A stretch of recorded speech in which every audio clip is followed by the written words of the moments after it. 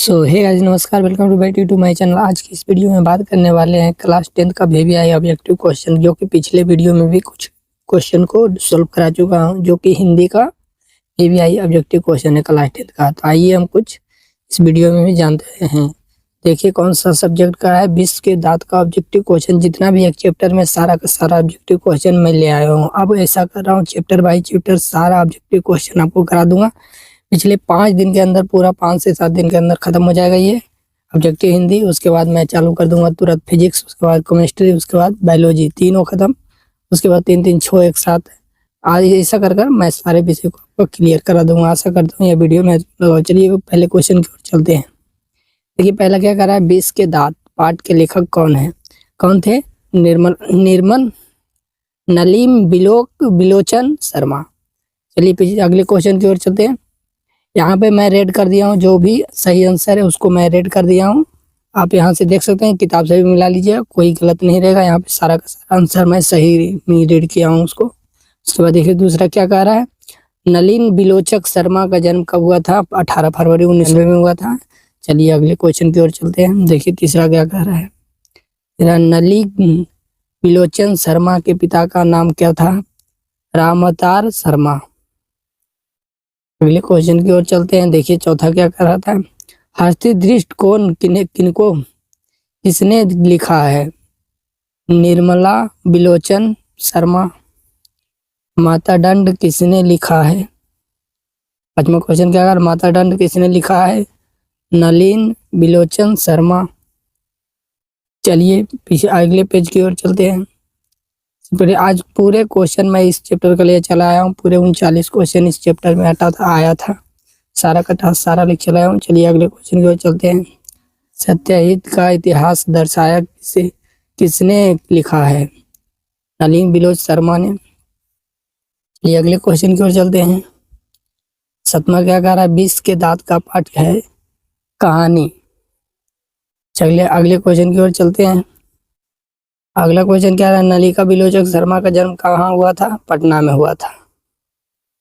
चलिए अगले क्वेश्चन की ओर चलते हैं। रोमा कह रहा है, सेना साहब में कितने लड़कियां थी? 5 थी। सेना साहब के कितने लड़कियां थी? सेना साहब की कितने लड़कियां थी? 5 थी। और 10वां क्या कह रहा है, खोखा का दूसरा नाम क्या था? कासू।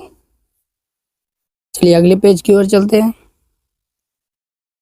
तीसरा देखिए क्या कह रहा है, 11 में कासू किसका पुत्र था? सेना साहब का था। चलिए अगले क्वेश्चन की ओर चलते हैं। गिरधारी लाल सेना साहब की फैक्ट्री क्या है? गिरधार लाल सेना साहब की फैक्ट्री क्या था? किरानी की थी, किरानी। चलिए अगले क्वेश्चन की ओर चलते हैं। मदन किसका बेटा था? गिरधार लाल का था।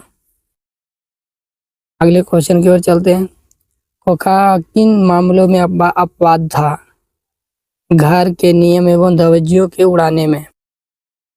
चलिए अगले क्वेश्चन की ओर चलते हैं। 15 कह रहा है, खोखा के दांत किसने तोड़ा था? मदन ने तोड़ा था। चलिए अगले पेज की ओर चलते हैं। उसके बाद क्या कह रहा है, मदन ने खोखा को कितने दांत तोड़े थे? तो 2 दांत तोड़ा था। चलिए अगले क्वेश्चन की ओर चलते हैं।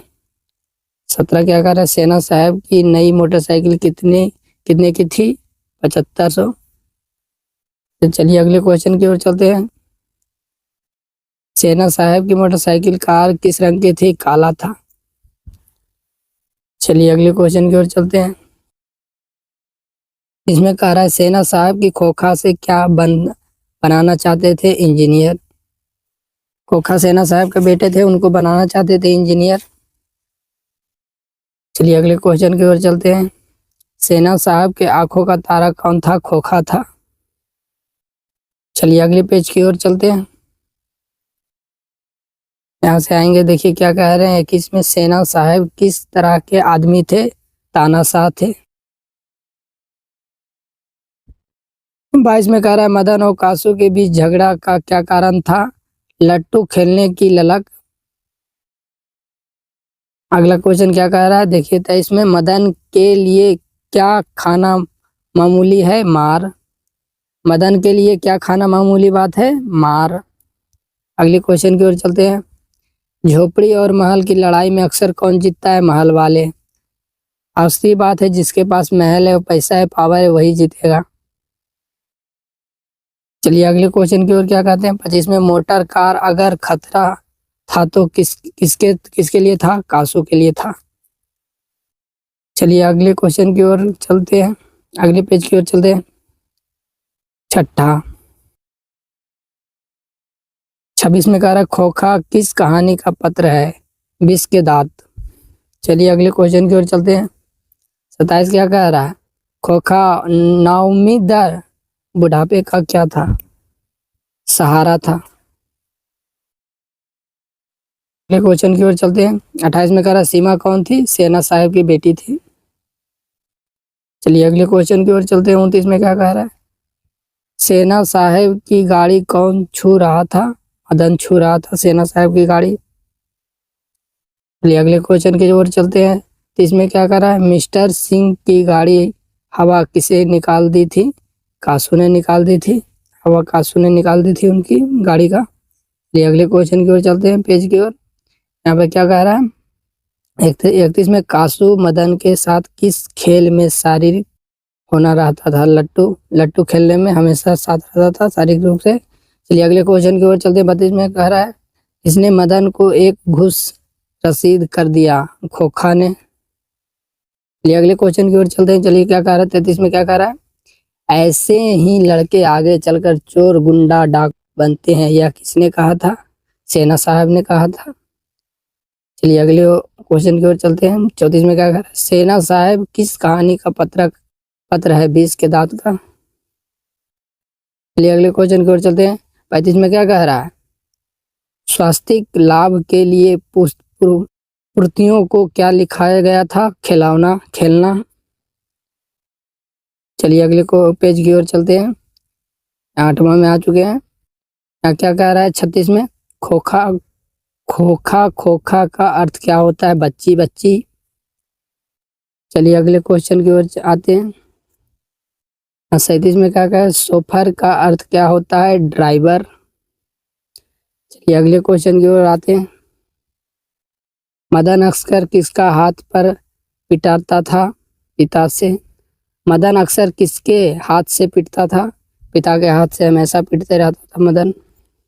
चलिए अगले क्वेश्चन की ओर चलते हैं। 39 में कह रहा है मदन को अपने हाथ से किसने उठा लिया था?